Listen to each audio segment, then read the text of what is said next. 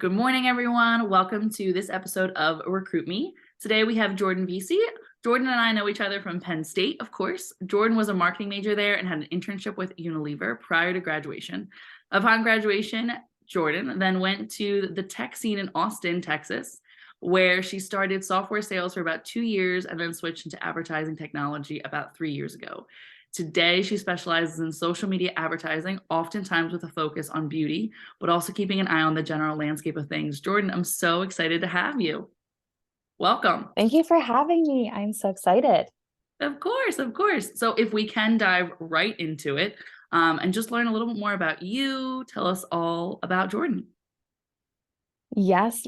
So I'm Jordan. Like you said, I'm going to reiterate a lot of those things, but I live in Austin, Texas now, but I'm of course from the good old suburbs of Philadelphia and went to Penn State, like you said, where we met. Never forget. I got my degree in marketing. Personally, I'm a Cancer and I have a dog. No idea what a Cancer means for me, but it's a fun fact. And so I moved to Austin, Texas after graduating in 2018 and have been working there ever since in the tech scene. And I now focus on social media advertising and have learned a lot about kind of how that impacts businesses over the past couple of years. I guess I'm saying there because now I'm in Philly right now. So it's there, not here, but I live in Austin currently. I'm in Pennsylvania at the moment. Exciting. Thank you very much. So, as a social media advertising professional, right, what sort of trends are you seeing, marketing trends for 2023? Yes. I'm seeing a lot of different things. One thing that's not new to 2023, but is still not super mainstream for every business is the shift to kind of like working with creators instead of celebrities, or even showing like the folks behind the scenes of the business.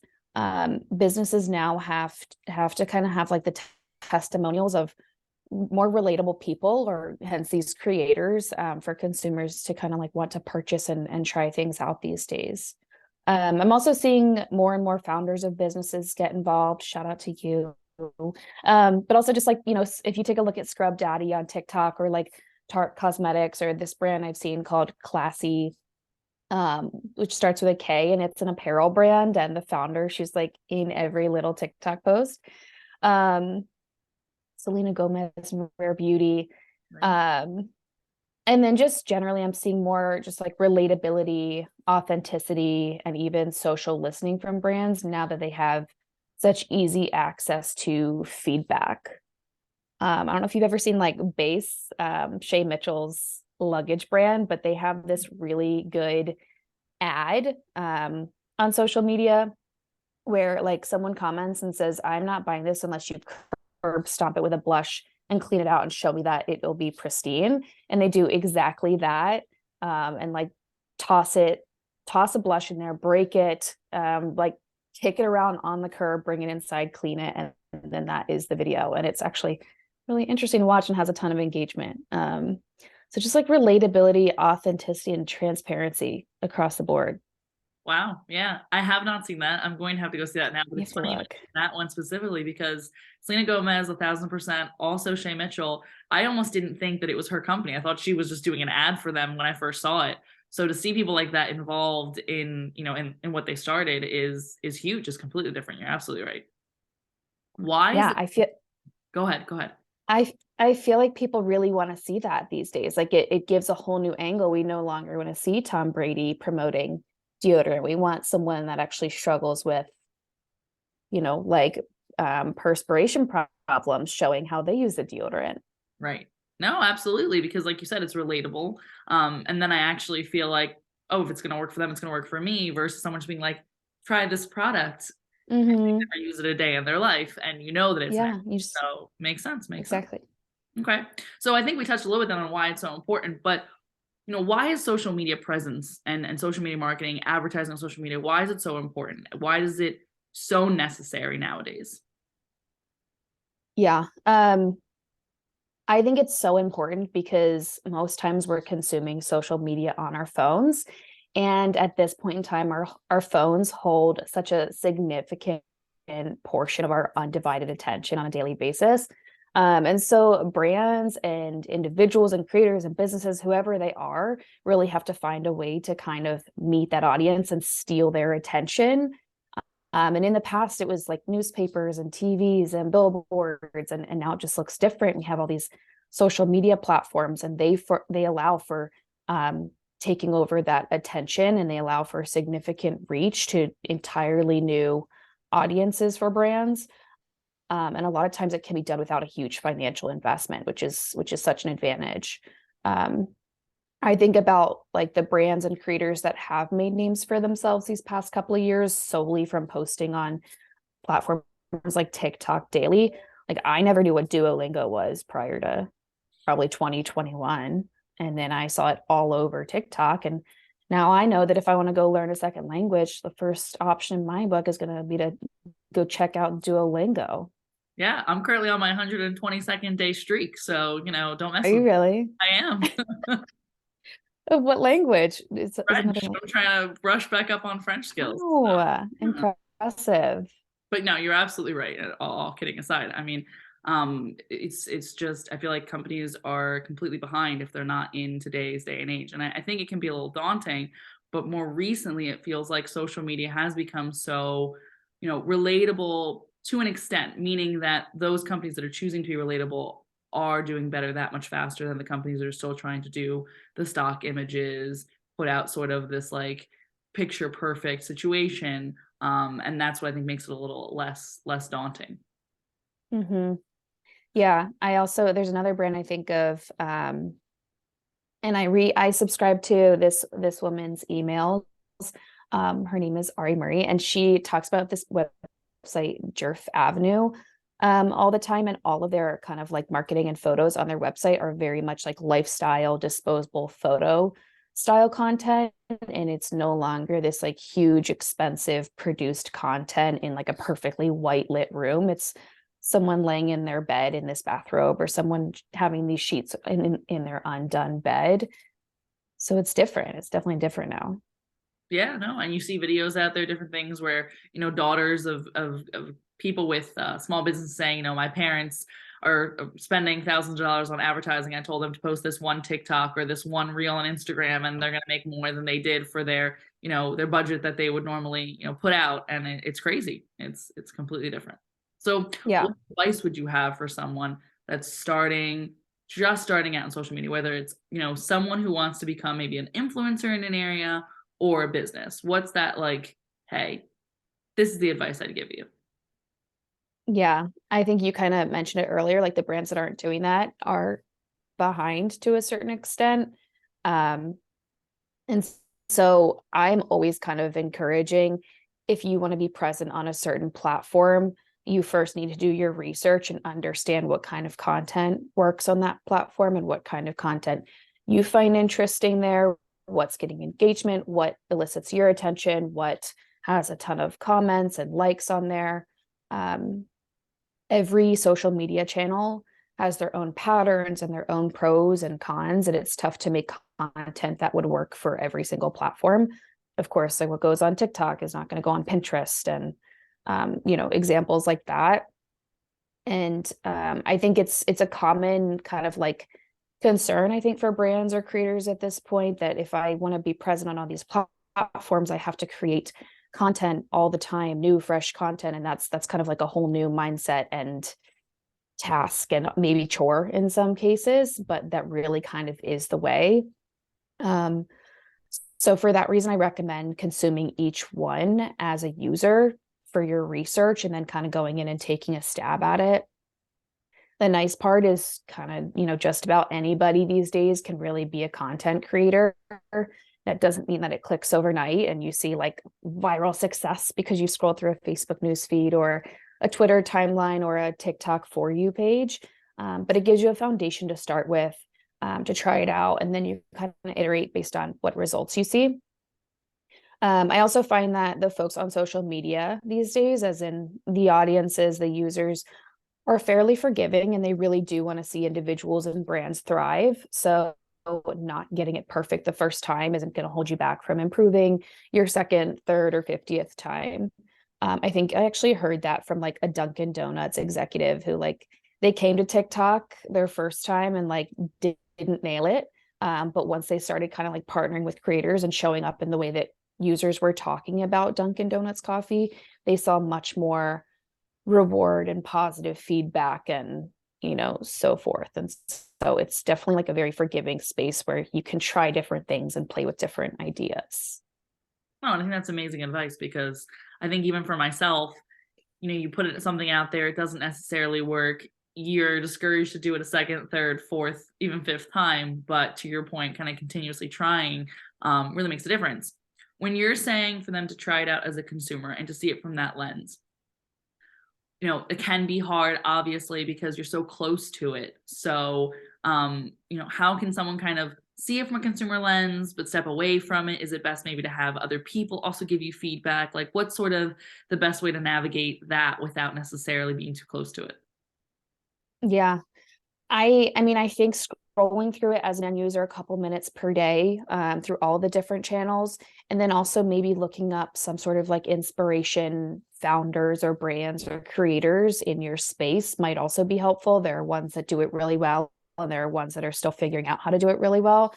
So kind of letting the algorithm like show you what works on the user side, and then kind of like the brand side and taking that perspective of like, I'm very close to my business. How do I bring it to social media in that way? Look up your favorite brands and founders and kind of see what they're doing. Makes sense. Makes sense. And know that at times it may not work for you just because it works for them, but it gives a lot of creative juices. And I've found that for myself as well. So I think amazing advice. What marketing metrics then are most important to use? It's the greatest question in marketing. And there's so many too. I think generally speaking, for new businesses, the most important thing should be working toward just like a general awareness of the business and value proposition. I always think about the marketing funnel, which we know and love. And so most businesses, the goal at the end of the day is to use social media to get users to become customers of said business. But we can't go buy something or consume something from a brand we've never heard of. I kind of like, I think about this in like so many different ways, but I don't know, say you think about like needing to buy your next SPF for your face and you want to go get one from Target. You go look at all the different SPF options in Target. There are endless options. And same thing if you were to go Google online, facial SPF, you're going to see so many options thrown at you and be blasted with different site links. And say you're the newest like dupe of Super Goop SPF, but I've never heard of it. How am I going to know to go, find it on the shelf at Target or go look it up online? So generally starting with an awareness and aiming to get informational content out early on to show the value, I think is a good first step. If we talk about actual metrics, we can look at growth in follower count, can use things like impressions and engagement, so likes, comments, and shares, and video views. I think most of the social media apps also kind of like show these analytics to an extent when your profile is turned to a business account.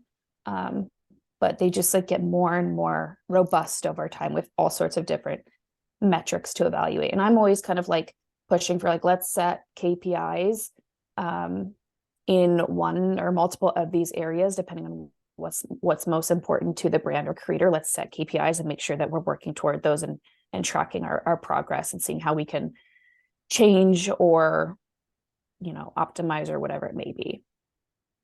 Right. And for those people that may be listening right now that aren't necessarily all too knowing in marketing, what would you mean by a marketing funnel? I remember from college, all marketing funnel things in marketing class, but kind of pull back the curtain on what you mean by that. Yes, good point. So when I started in software sales, I learned the sales cycle, which is getting somebody into, an interest, and, semi-interested conversation with you. And then your end goal is to have them purchase. So the marketing funnel is that, but, vertical where you're kind of bringing in an interested group and then working them down the funnel toward considering your product. And then when they purchase, they have converted or become one of your customers. So it's just that journey from learning about a product, whether it's facial SPF or a car or a house or an apartment or whatever it may be, interested in learning and exploring, all the way to the end of actually buying and converting. Right, right. When you mention impressions and different things, whether it be likes, shares, reposts, is there one of the few that it's, social media wise, advertising, marketing thought to be the better? You want more likes than you want shares, or you want more, comments than you want this. Is there one, or really any engagement you have is beneficial? I don't think there's one that fits every single scenario. But I do think engagement, like likes and shares and comments, are what help fuel more engagement. So that's what I would recommend focusing on, is how do I build the engagement? Because one, to me, that shows interest, that shows people wanting to learn more, that shows people enjoying your content for some reason or another. But as they comment and like and share, that of course helps, your content get further fueled and fed out there. So I'd say engagement would be a good place to start. Okay.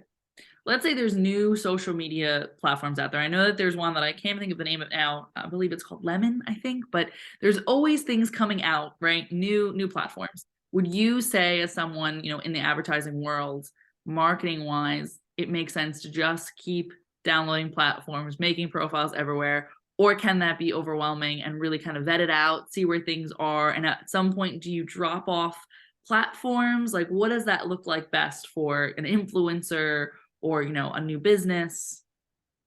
Yeah, I've heard of Lemonade as well.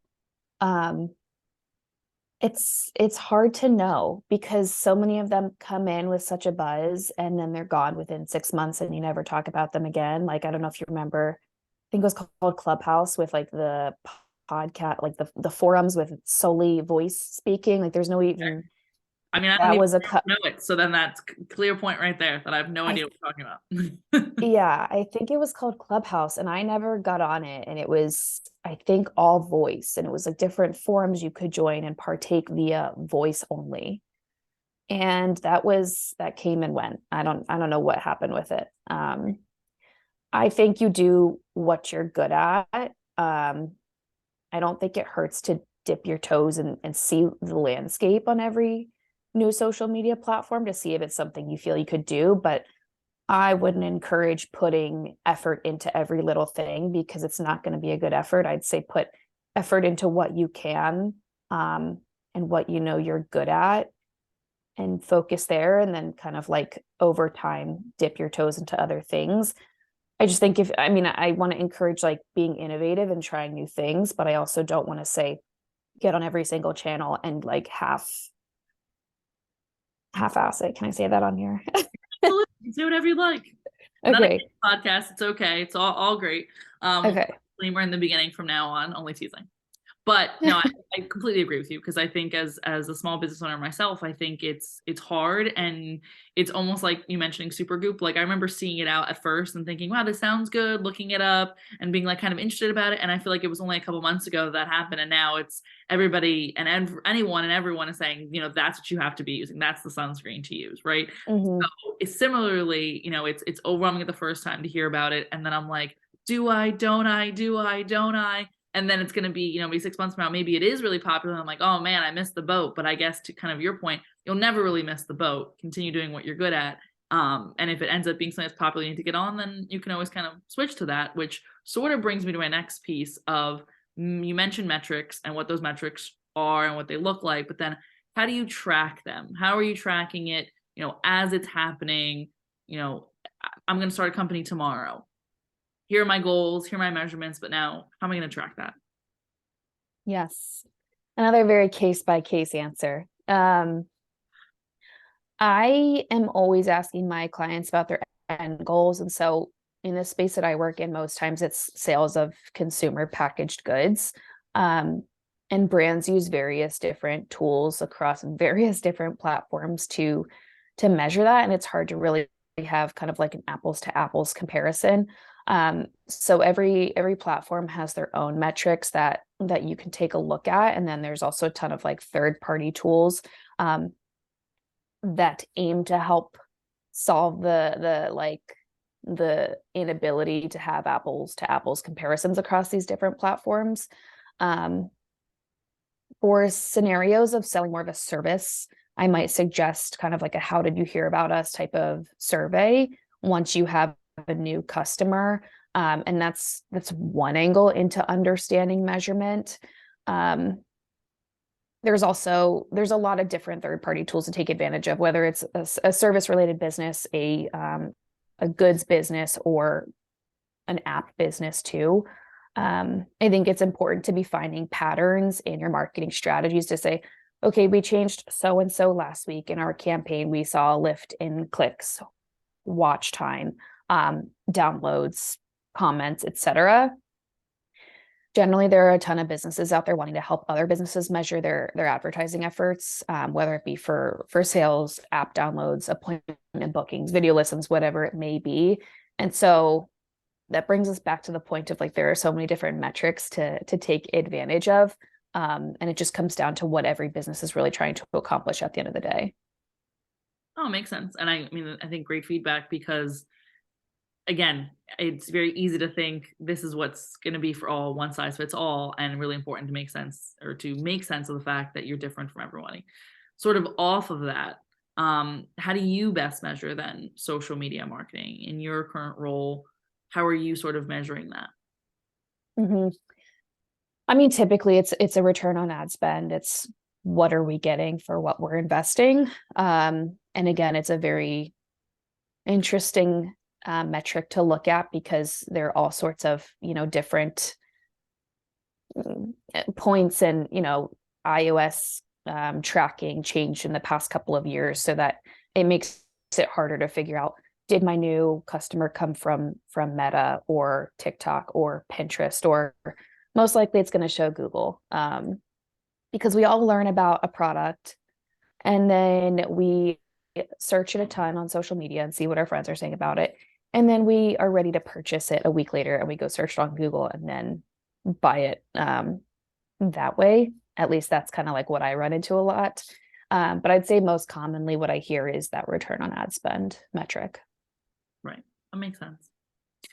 Thank you for the feedback as it relates to all things social media advertising. I have two questions as it relates more to just kind of career advancement and growth and changes, because obviously this podcast is geared to a lot of different things, but that being one main aspects.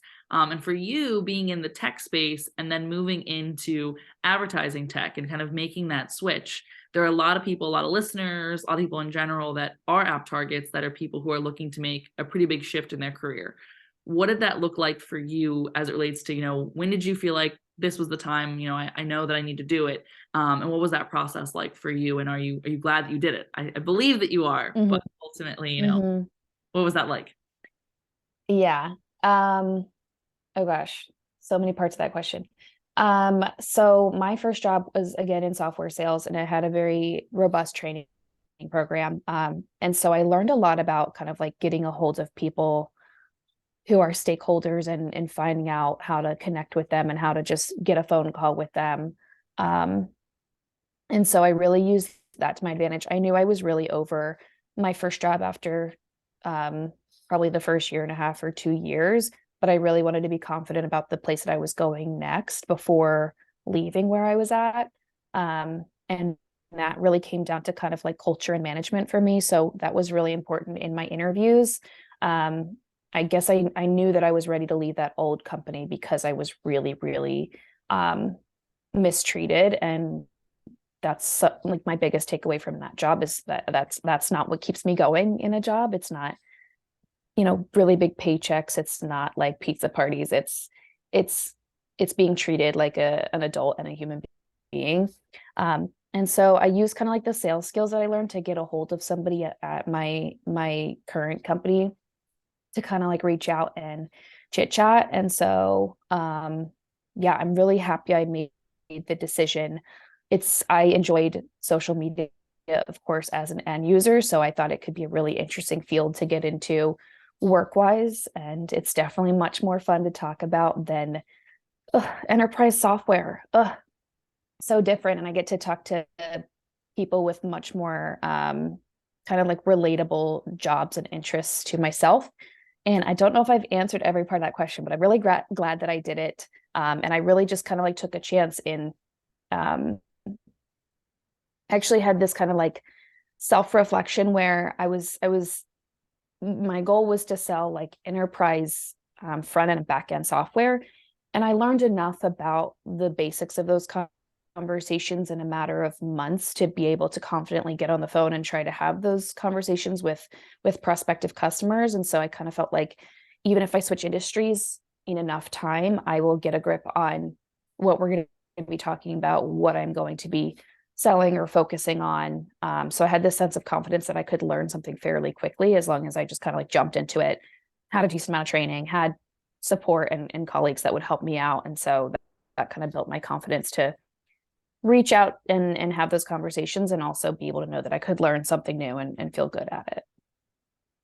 And you hit the nail on the head of really what the app premise is that, skill set really will set you, a prepared for really any change that you choose to do. So I'm happy for you. And you touched on it. My next question was really going to be the networking aspect of it, because social media and networking now really go so hand in hand. I mean, some can go as far as to say that LinkedIn has become a social media platform by the way that it's handled and what's happening on that platform. So it sounds like you use your networking, that sales background to network yourself for that next opportunity. Would you say that networking and social media now go hand in hand, or are they still very different? Yeah, I scroll through LinkedIn like more than some of the other social media apps that I have. I really enjoy it. And I even like follow some clients on Instagram. Like it's there, yeah, I think social media can play a big role in networking, especially in the world of social media advertising. It's like all we talk about. Um, was that the question? Absolutely, yes, yeah. I'm throwing all kinds of questions at you, so I appreciate it Oh because my gosh, it's it good. just, there's been so much to your career trajectory and to your growth that I think a lot of people can benefit from hearing about not only what you're doing now, but just kind of how you got to where you are now. And the fact that really, like you said, social media really it's a huge player in the game. All right, I have one more question off the cuff.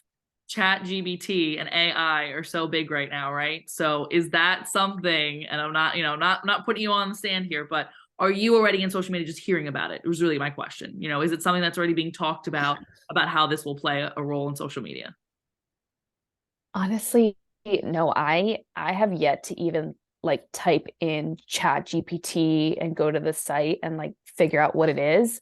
I think I did Google it to figure out like the definition of it because I heard a little bit about it, but no, I haven't talked about it in like a work setting or I guess one time we did kind of like joke about like it could kind of like do copy for a brand. It could do, your Instagram captions, your Pinterest whatever. We talked about that, but I don't know much about it. So it hasn't been a big part of any of my conversations recently. Oh, that makes me feel better because I'm seeing so much in the media about it. And I use it for the first time this week. It's crazy. So I feel more at ease to know that it's not already, at the talks in social media. So thank you for putting me a little more at ease. Can you just basically like step away from your job now and just let it do your job for you? It's a little crazy of the things that it can do, like policies and different things that it can write and handle. So yeah, it definitely makes me feel like if we were back in college, or if you go even to high school or middle school, I feel like I could say, type me a book report, and I could step away and it would be written. Now the only problem is if someone else goes to Chat GBT and types the same book report, I think there's going to be some problems there. But Mm, it's crazy. I mean, it's just I think social media is constantly changing so much. There's always mhm. things kind of infiltrating, and I commend you and your colleagues for being able to really kind of keep up with it, and obviously have a passion for it. It shows. So it's exciting. It's daunting to someone like myself. Yeah, no, I hear the objection all the time. Like, I don't want any more social media apps. I'm already on my phone way too much. And it's funny because I definitely feel that way about the new ones coming out, like Chat GPT or Lemonade, or even Be Real. Like I refuse to get that right now because I just can't. But I also kind of hate hearing that from brands and marketers, because you do really have to stay on top of it. I was And gonna say, like, social media advertising professional over here, and you're telling me you don't want more social media. yeah, like No, I it's understand. like you want to be It makes sense. like where the people are, but just as an individual, you don't want to learn something new specific to social media when you already have like 4 or 5 channels. But I don't Absolutely. know. It all changes so often. Yeah, no, it absolutely does. I mean, I think nowadays, I think there's always different seasons where a social media platform is the one that's everyone's using. I feel like when I was in high school, everybody was using Twitter. That was the platform. And now it's a very different crowd on Twitter, I feel like. And a lot of Hmm. things being put out. So it's fun to watch kind of the trajectory of social media platforms and where they're at. But yeah. Yeah. Yeah. I recently re-downloaded Twitter to try to get some Taylor Swift tickets, I think. And I don't know, my account like is suspended and whatnot. And I really I really had a good time with Twitter back in the day, but I don't use it anymore. I've shifted my attention. No, I think they got very much more strict on a lot of things, because for one of the business accounts, actually for Recruit Me, we were suspended for a period of time, and I was confused what we could have done that we could have been suspended. So it definitely, I think, has They're become, harsh out here. I know. So it's very, very tough, very, very tough. But I appreciate the candid, feedback and expertise. Are there any other tips and tricks from your advertising background that you would say to really anybody to keep in mind? Um, I think just go for it. Um, I also heard from a friend the other day that she heard this from a number of creators, but she said, you've got to climb cringe mountains. So I know like posting a lot of yourself online can feel cringe, so to speak, but you got to climb the mountain and get over the hump. And I'm still working on that for sure. But I think that's a good sentiment to keep in the back of your mind, climb cringe mountain. Yeah, I like that. I'm gonna get that posted somewhere on a wall. I like that a Get a lot. tattoo on your arm, Yeah, maybe. get a tattoo on my arm. I think that'll help a lot of our listeners. Jordan, thank you so much. I know that Thank we go you. ahead and direct people to LinkedIn. That's where they can find you best. Now we know you'll be scrolling on LinkedIn, so they'll be able to reach you pretty easy because you'll be online, you'll be active. They can send you some in mail. I'll make sure Yeah. to link your page within the details of the interview and also on the podcast. Thank you so Yeah, much. because you won't find me on Twitter, that's for sure. Apparently not. You are suspended, so we won't be able to reach you there. So we'll have to kind of figure out other. No. Oh, yeah. Well, Very, very much. thank you so much for having me. It I was. appreciate you. I appreciate you too. It was nice catching up. It's been so, so long. It feels like years. Jordan also has amazing photography skills because she actually took my graduation photos back in the day. So, she started her social media career prior to even really realizing she was starting a social media career. Yeah, I did that in college. It worked out well for me. Well, thank you very much. And everyone, thank you for listening and continue to recruit yourself. Bye bye.